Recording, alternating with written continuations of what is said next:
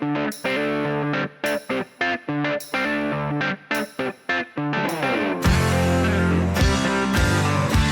and welcome to the Ham Radio Guy podcast. I'm Marvin, and my call sign is W0MET. Whether you're an experienced ham or just getting started, this podcast is for you. We are bringing you the latest of topics, news, and information in all things amateur radio each episode right here to this show. This is episode number 39, and subscribe wherever you get your podcast. Now, this podcast may sound a little different for content this week, as some of my regular content won't be in this episode, like Hamfest dates and things like that, as we'll be sharing my interview with Grace Papay, K8LG, who is the Young Ham of the Year winner. So we'll be speaking with her through that conversation in just a few minutes here. Now, I was talking my last episode about some prepping and kind of being ready and having just the necessary materials or gear with you in case of emergency. And I started thinking about, well, let me back up. First of all, one of the things that I've always had, and I think everyone should have, is an emergency weather radio. Now, I've always had one at the house, but I'm considering finding one that is I can take portable with me. And this can provide NOAA weather radio information, or listen to some other services like FM radio. And I've got the one on Amazon here that I'm most likely looking at. I'm going to recommend it to you as well.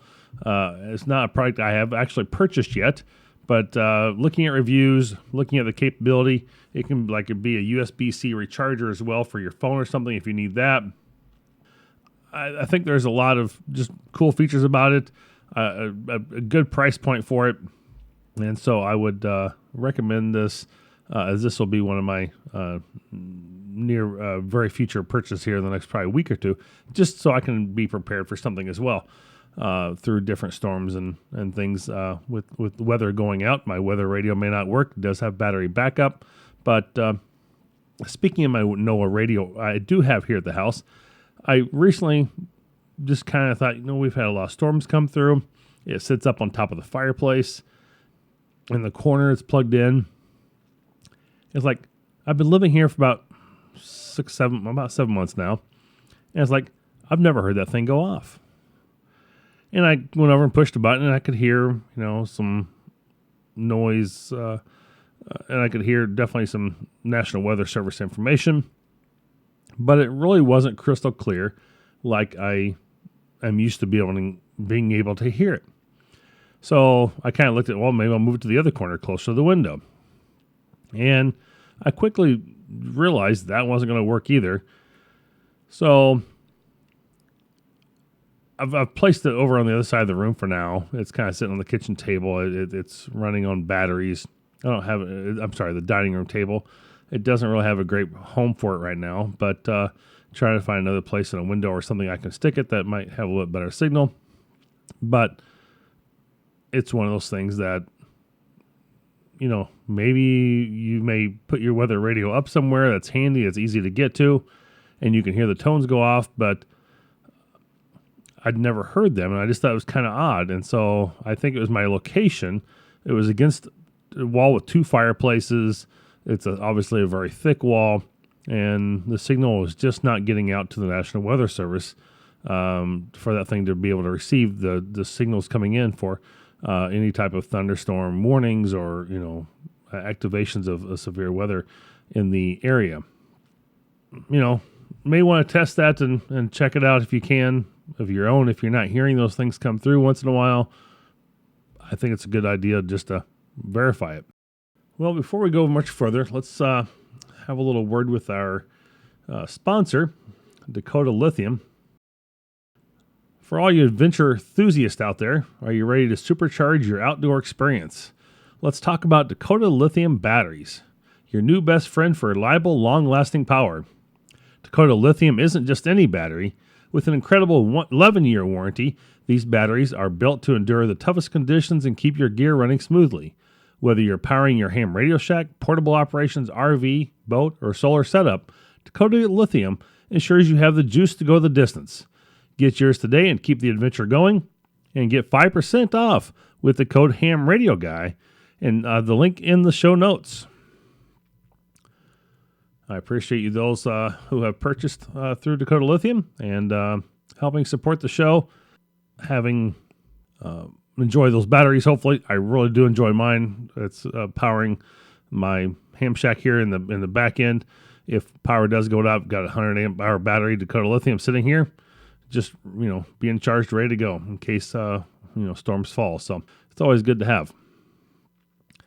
Well, if you'd like to be able to help support the channel, become a patron. Look for me over on patreon.com/thehamradioguy.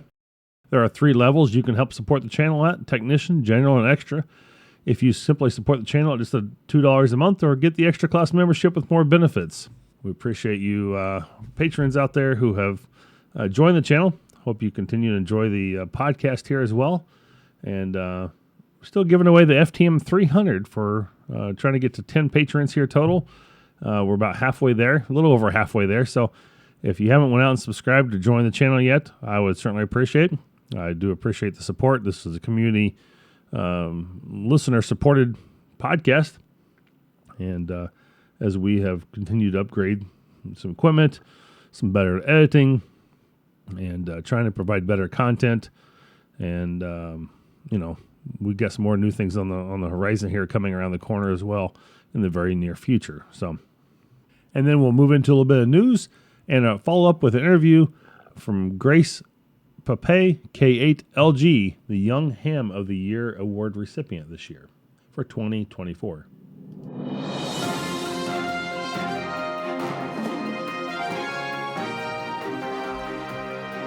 NOAA has issued geomagnetic storm watch for August 3rd, when a CME is expected to graze Earth's magnetic field. Hurled into space by an M8 class solar flare, the CME should spark a G2 class geomagnetic storm with the naked eye auroras in the northern tier US. The sunspot is parting like it's 2001. That's the last time sunspot counts were as high as they are now. The monthly average sunspot number for July 2024 was 196.5, according to the Royal Observatory of Belgium's Solar Influences Data Analysis Center. This eclipses every month since December 2001. Solar cycle 25 wasn't expected to be this strong, but when it began in December of 2019, experts predicted it would peak with a weak cycle like its immediate predecessor, solar cycle 24.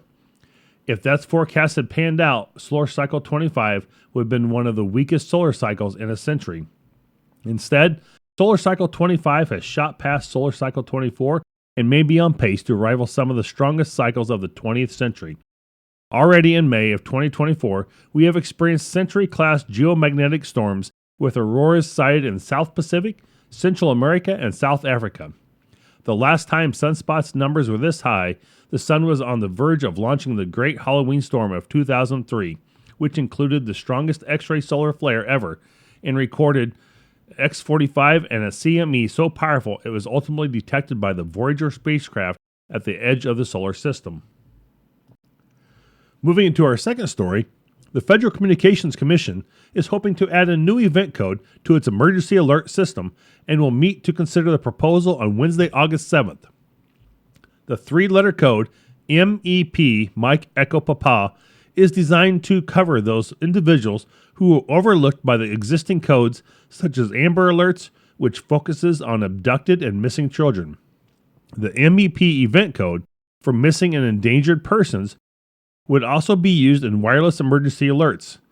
The FCC believes the new alert code would fill a need to bring awareness to thousands of people, mainly missing indigenous and native women who cannot be located. Many tribal organizations in the various native communities have urged the FCC to activate the code. FCC Jessica Rosenworcel said it would allow for a more rapid and coordinated response to incidents and build on efforts by tribal nations, the Department of Interior and Department of Justice to collect comprehensive data on missing and endangered indigenous person cases. The FCC said the manufacturers of equipment used in the nation's emergency alert system will be given time to upgrade software and do whatever is necessary to integrate the new code. This is your amateur radio news with the release date of August 3rd, 2024.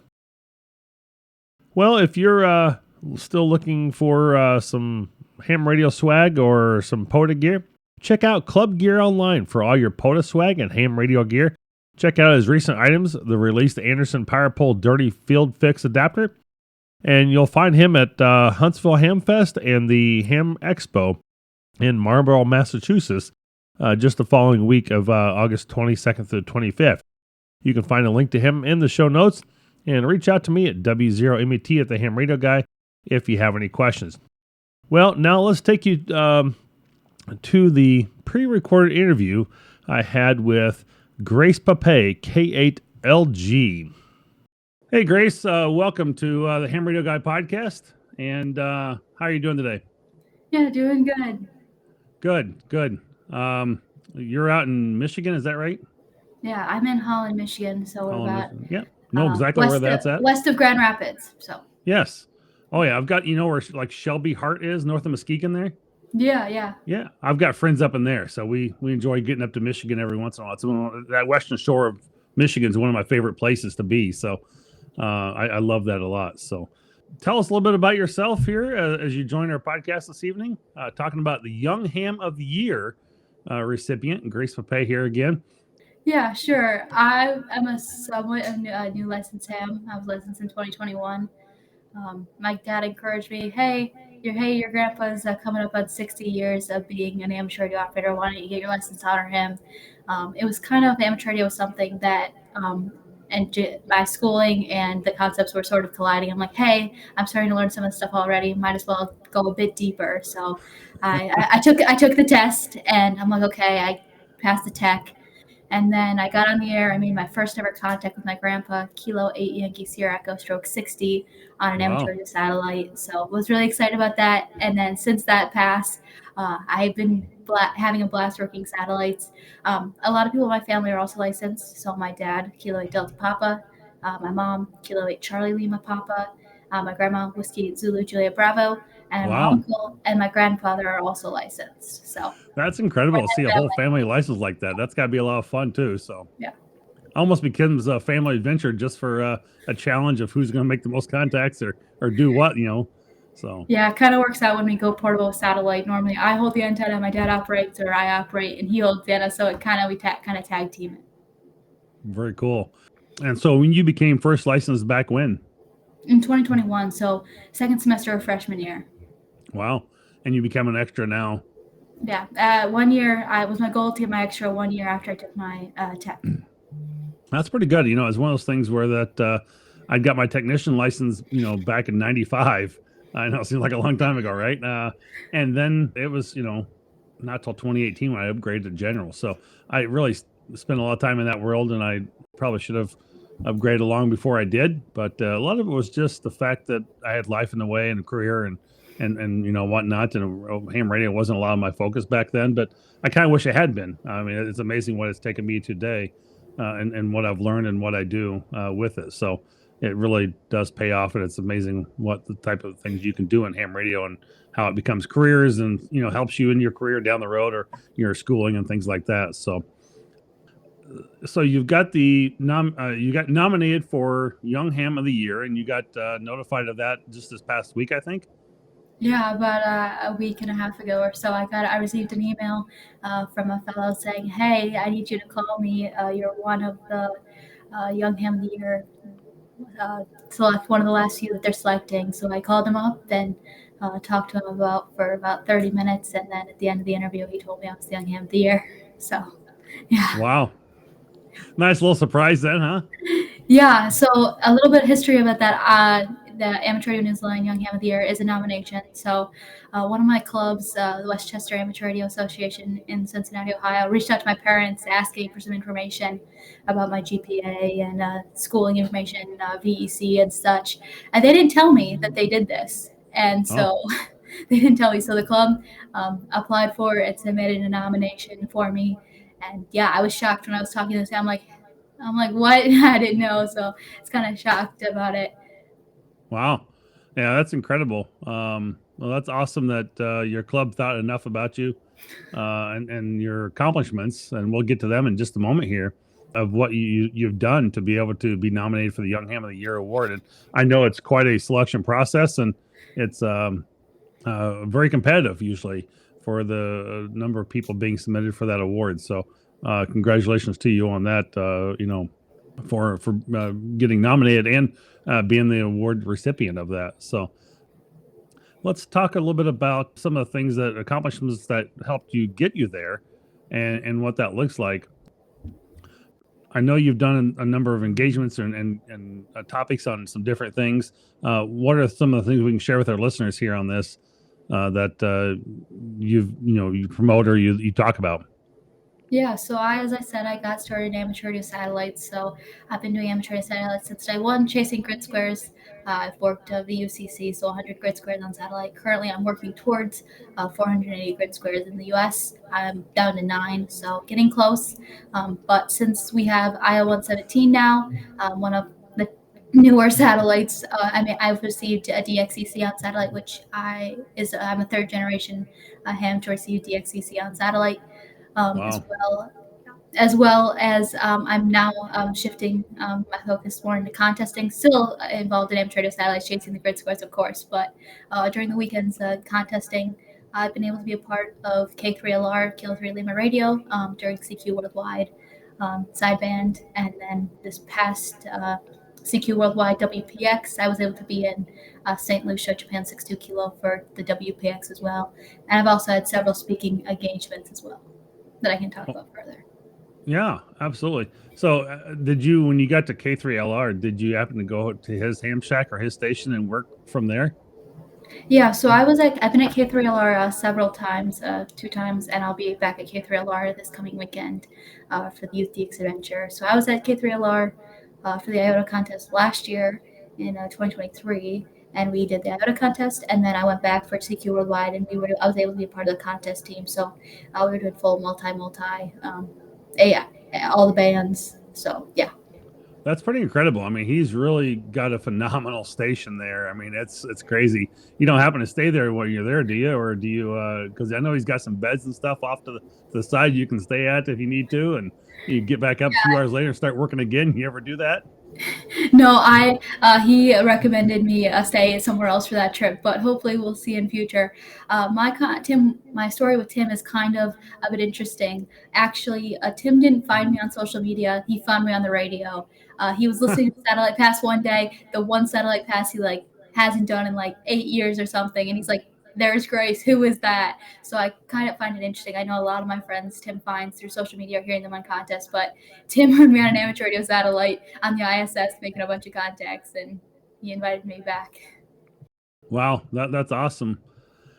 We've been talking here with Grace K8LG, the Young Ham of the Year recipient award. Continue to talk with her a little bit more and get some more information here in just a minute. And let's hear a word from our sponsor first, and we'll get back to more information about the Young Ham of the Year award winner. Ham Radio Prep. If you're looking to get your ham radio license or looking at getting an upgrade or learning more about HF operating, head over to Ham Radio Prep. Check out their multiple series of courses, save 20% discount on everything with code HAMRadioGuy, and grab your smartphone or tablet and download their app as free on iOS and Android, and thank them for helping sponsor this channel. All right, well, welcome back. We have Grace, the Young Ham of the Year award recipient winner, with us, and we'll continue to talk with her for a few more minutes here about her accomplishments and what she's accomplished here to get nominated for the Young Ham of the Year, and how she'll receive that win, and where she'll receive that award here in just a few more weeks. Grace, thanks for joining back again with us here. And we were talking about you're having some time with Tim Duffy before the break here. You've done some other speaking engagements you were talking about, and what are some of those topics that let me actually, before you get to that, how many satellite contacts have you made total? Do you know?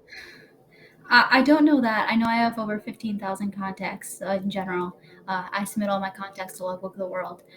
So When I was last looking at it for fellow youth, I had over 800 just on GreenCube, just on one single satellite, and we have over 10 satellites at least. So, Wow. What have you done any videos or anything on satellite operations and those sort of things at all for other people to learn and figure things out with you? no, I haven't done too much of a video yet. I do have a social. I'm on Instagram and X, so I do post what I'm doing there sometimes. Um, I don't know. I'm not too into the full production. I'm pretty busy. I'll be going off to college. I know one of my friends recommended I start a YouTube channel. Maybe one day, but I have college coming up, so I'm not sure how much in depth I could go there. Well, I don't blame you there. It can be a lot to take on and do. It can almost be a full time job and whatnot. As I run this will be a video recording as well as a podcast, part of the audio. So the some of the speaking engagements you've done, what are some of the topics you've talked about and shared with others through different forums, either like Hamvention or some of the other maybe Hamfest? Yeah, so a lot of my major speaking events happen at Dayton. The most recent speaking engagement that I've had is I was a co-presenter at Contest Universities. For those that don't know, Contest University is on the Thursday before Dayton, where it's a bunch of contesters get together and teach others about contesting. So me and Katie, K8LQR, Kilo Echo 8, Lima Quebec Radio, talked about youth in contesting and how other ham radio operators can integrate youth into their contest stations. So that was a really good experience there. And then at Dayton, I had several speaking engagements. I was able to speak with Eris, amateur radio on the International Space Station. I've been very involved with that, helping with Eris contacts with the local school here, as well as at Youth on the Air Camp, Eris contacts there, and then personally speaking with astronauts when they have free time. Wow. Yeah, you don't have any time for YouTube videos then. You have a lot going on there. So as you will be going off to school here within probably just a short week or two here, I'm guessing school will be starting. Kind of always got that freshman class to get in there early and get settled and have to go through the orientation courses of things. Where are you going to school at? Yeah, I'll be going to Cedarville, Ohio, Cedarville University in Cedarville, Ohio. It's about 30 minutes from Dayton. Okay. And what is your major or minor going to be on some of those things? Yeah, my major will be electrical engineering, so I'm kind of following the family heritage. My father is an electrical engineer. My grandfather was an electrical engineer, and then they're both my grandma's father and my grandpa's father were in some sort of engineering, not necessarily college specific, maybe but they did some in the realm of engineering. What are you looking to do under the electrical engineering type degree when you're done? Yeah, I don't know. My dad, he works in RF engineering, working with automotive. Wow. I'm more interested in satellites, as I said, amateur satellites. Maybe something commercial, working on satellites, or something maybe. I don't know. We'll see what happens. I think you're going down the right path for sure. Yeah, I know college will be able to expose me to a wide variety of aspects, and I know a lot of ham radio people there in engineering, and they can help me, mentor me as well. Absolutely. Yeah, for sure. Well, that sounds great. Well, very good. That's awesome that you're going to be able to get into a degree like that. And I think having a ham radio background, knowing some, things about resistance and capacitance and inductance and how RF theory works and, antennas and propagation. And I mean, all that I'm sure will help you very much with the electrical engineering degree as you go into that, versus walking in kind of blind going, I don't know what I'm doing here.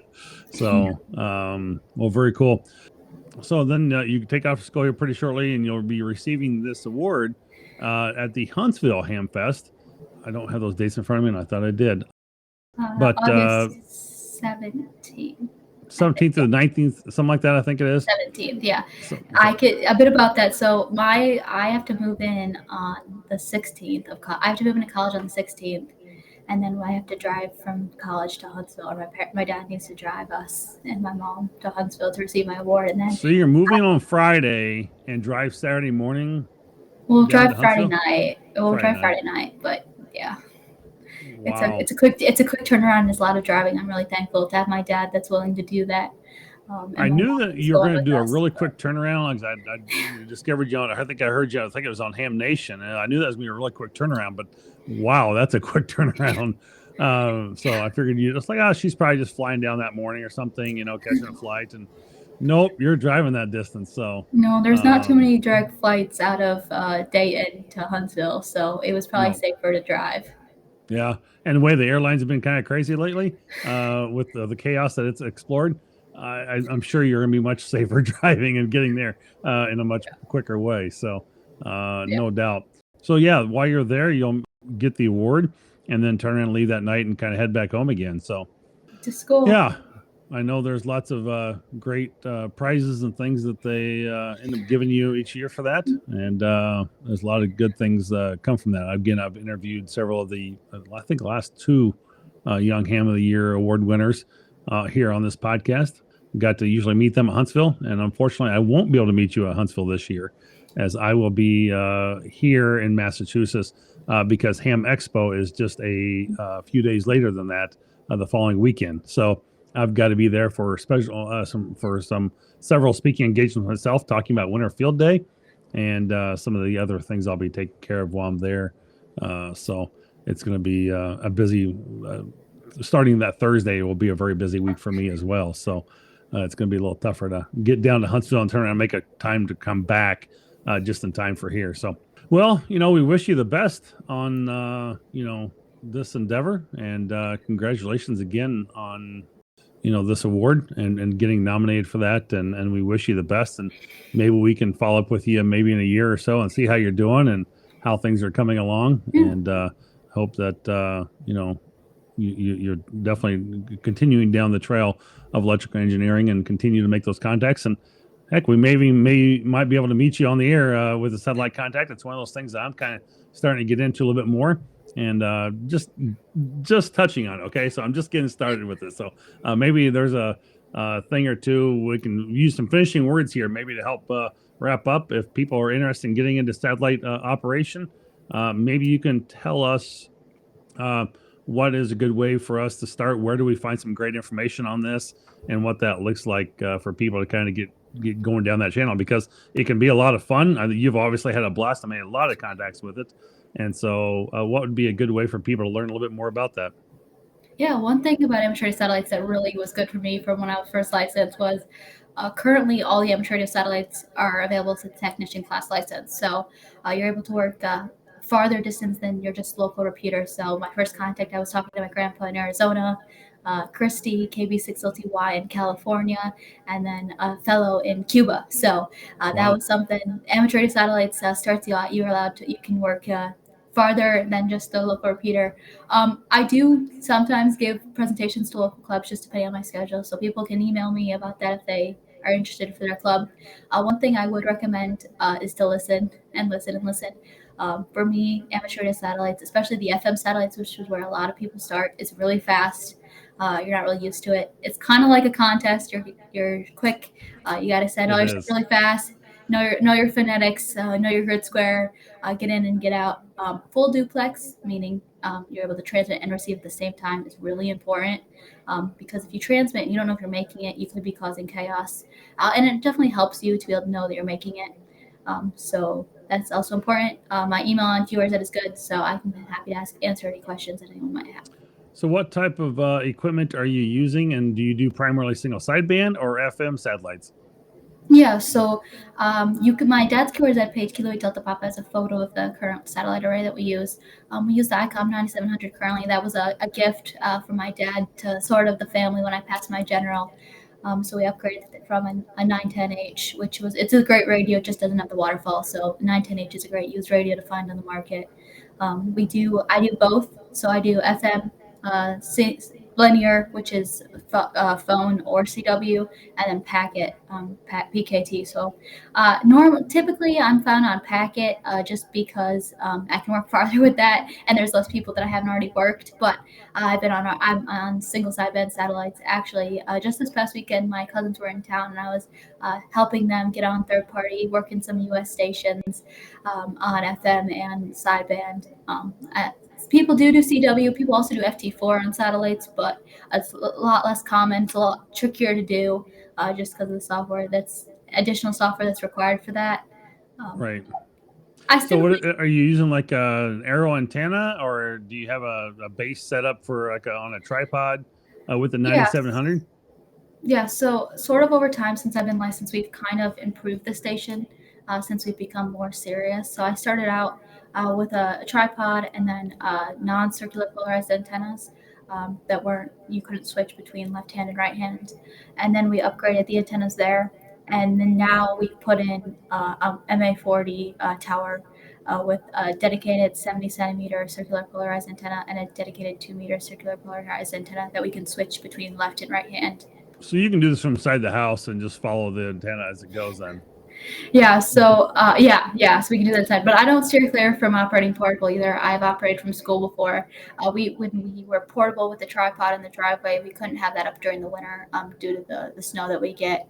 And so I had to operate portable. And I'm like, hey, I need this grid. I'm going to go to school. I took a full duplex HT in my Arrow. And when we're on family vacations, we'll operate from grids too. But what HT are you using for operating portable?